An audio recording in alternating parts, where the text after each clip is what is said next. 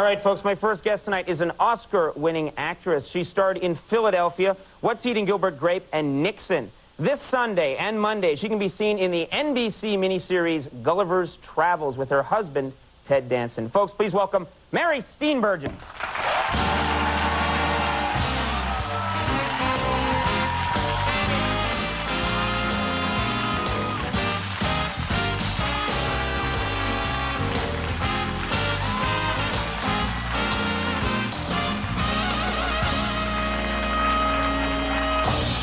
Thanks very much for coming. My pleasure. Congratulations on well, you're getting married, first of all. This was some wedding.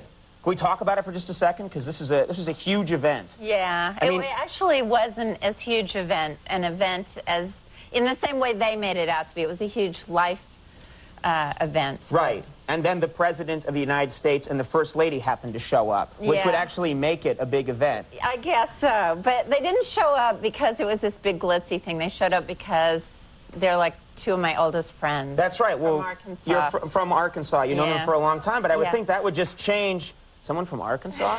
I don't know how to react to that.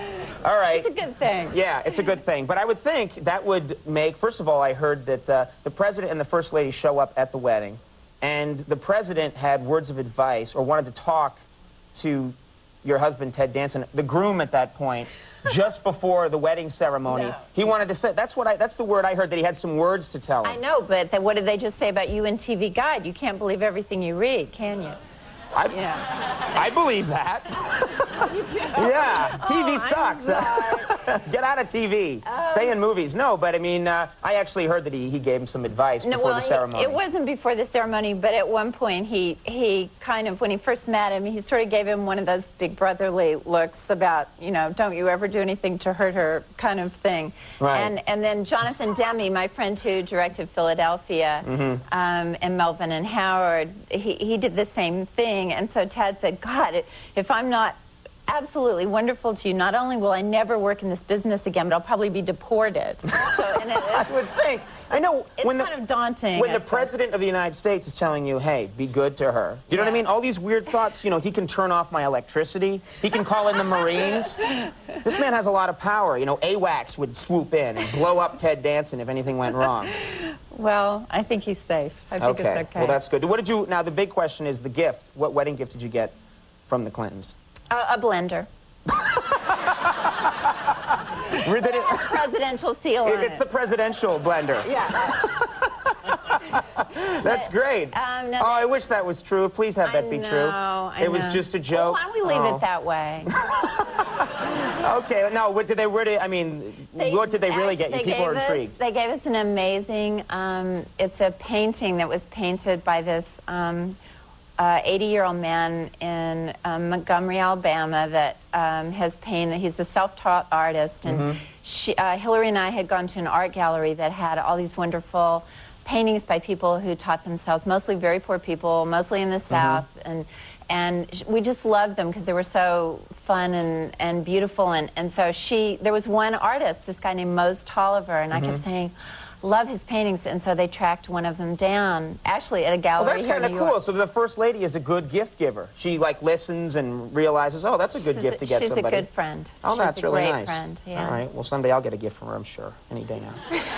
Any day. Any day. All right. Well, let's talk about I saw Nixon. And I thought you were great in Nixon. Thank you. I liked the movie, but I thought you were really great. And you're playing a character, you're playing Nixon's mother. Yeah. Which is, it's kind of a strange role because in the movie, they're sort of making this sort of very Freudian analysis in a way that everything that later happened in Nixon's life and the mistakes he made and everything, all can sort of be traced back to his relationship with his mother. Yeah. So it's your all character... the mother's fault.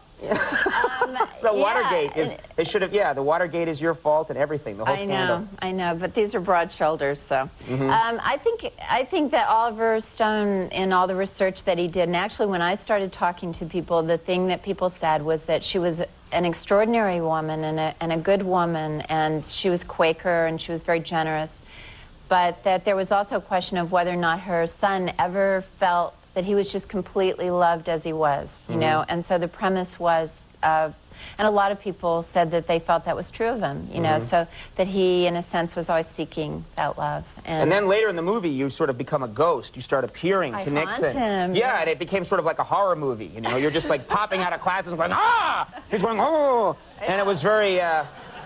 My own... He actually does that when he's scared, Nixon, in the movie. If you haven't seen it, it's how he later got that thing going. But, yeah.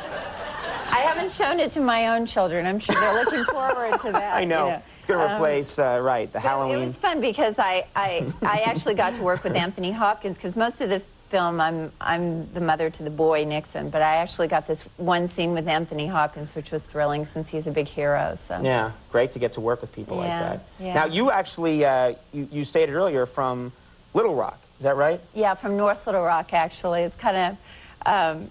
we're defensive of that because it's slightly the wrong side of the tracks, and so they like it when I mention that it's North Little Rock. No, it's North Little Rock. Okay, North Little Rock. Why? So people people actually have distinctions in Little Rock about, well, no, I'm not from that part of Little Rock. Yeah, well, don't they? You know, back off, pal. I'm from the Shishi part of Little Rock. Well, Little Rock is the Shishi part. North Little Rock is more working class place, and my dad was a freight train conductor, and that's where we came from. Your dad was a freight train conductor? Yeah. So do you get to ride for free? We got to ride anywhere in the United States for free, and the only place I ever went my whole life was between North Little Rock and Newport, Arkansas, which is where my aunt and uncle lived. It never dawned on us to go anywhere else. You know, well, as long as you can get away from the bad part of Little Rock, that's the big thing. Absolutely. Get out away from that dump. Yeah, right, exactly. Well, but you actually came to New York, and the first thing, is it true one of your first jobs here was you worked in a bookstore not too far from really close this to building? Here, actually. I worked at 53rd and 5th at the Doubleday.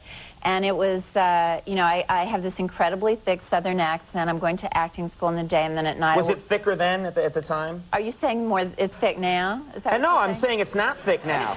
I think I dodged that pretty well. Yeah, well... Good enough. I would say, people would buy books, and I would say, thank you, do you want those in a sack? And they would say, no, a bag will be fine. And they were completely snotty about, you know, teaching. You called it a sack. That's, well, like you're going to put it in a burlap sack and they'll throw it over their shoulder. In the South, or at least in Arkansas, this is a sack, a little paper sack. Okay. So, but people sort of taught me the ropes in this kind of cruel way. You know, the New Yorkers would go... And so, anyway, I learned the hard way. New Yorkers are good at that. Yeah. They bring you down to size real fast. Yeah. Gulliver's Travels is Sunday and Monday at 9 on NBC. And, of course, working with your husband, Ted Danson, in this thing. We saw clips of it today. The special effects look pretty cool, actually. They make him look like a giant. They're almost as good as the special effects of that car ride you guys just took. Almost that good. Yeah. Wow. Actually, does TV suck or what? No.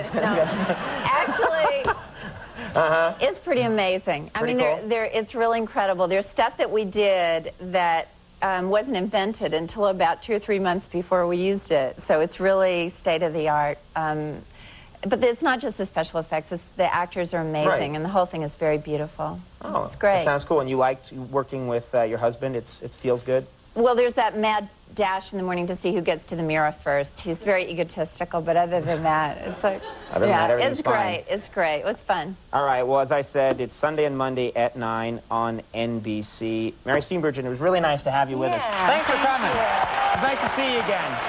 Mary Steenburgen, everybody. Larry Brown and Pete Hamill are coming up. Stick around. We got a lot of show left.